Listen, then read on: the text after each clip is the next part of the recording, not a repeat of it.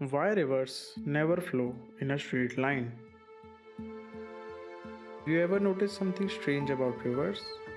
No matter where you are on earth, in forests, plains, or deep valleys, no river flows in a perfectly straight line. Not the longest rivers, not the oldest ones, not even the calmest. And this is not a coincidence, it's not randomness, it's not a mistake. It is how nature works. At first, it feels simple. Water flows downhill because of gravity. So, logically, the fastest and shortest path should be a straight line. But nature doesn't prioritize speed, nature prioritizes balance. A river is not just water moving forward, it is water constantly negotiating with the land beneath it. When a river begins its journey, high in the mountains or deep in the hills, it often tries to flow straight. But the earth is never uniform. Some soil is soft, some rock is hard, some ground absorbs water, some resists it.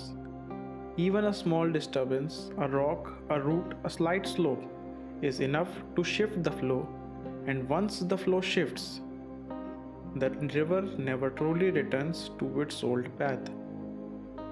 This leads us to the first key season, river winds, erosion and deposition.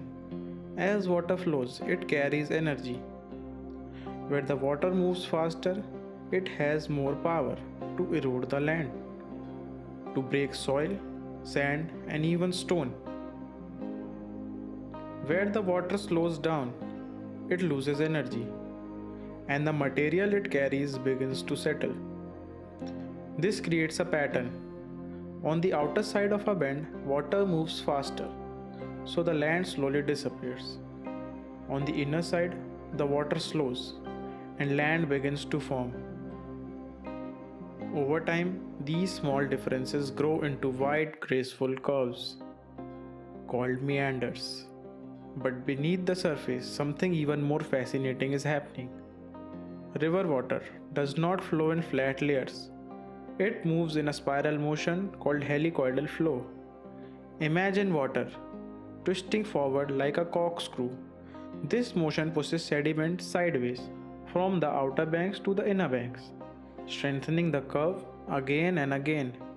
So the river is not just flowing forward, it is rotating, adjusting, learning. And then there is time. Rivers do not think in days or years, they think in centuries. A gentle curve today might become a dramatic bend after hundreds of floods. Sometimes, a river bends so much that it cuts a new path entirely, leaving behind an oxbow lake, a quiet memory of where it once flowed. Even when a river changes direction, it never erases its past.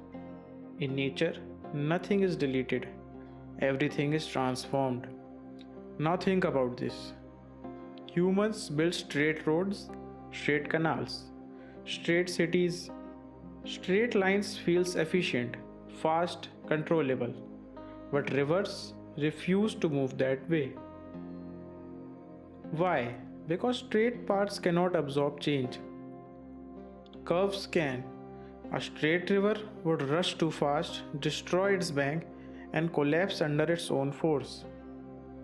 So nature bends the river, not to slow it down, but to help it survive. Every curve reduces speed, every bend spreads energy.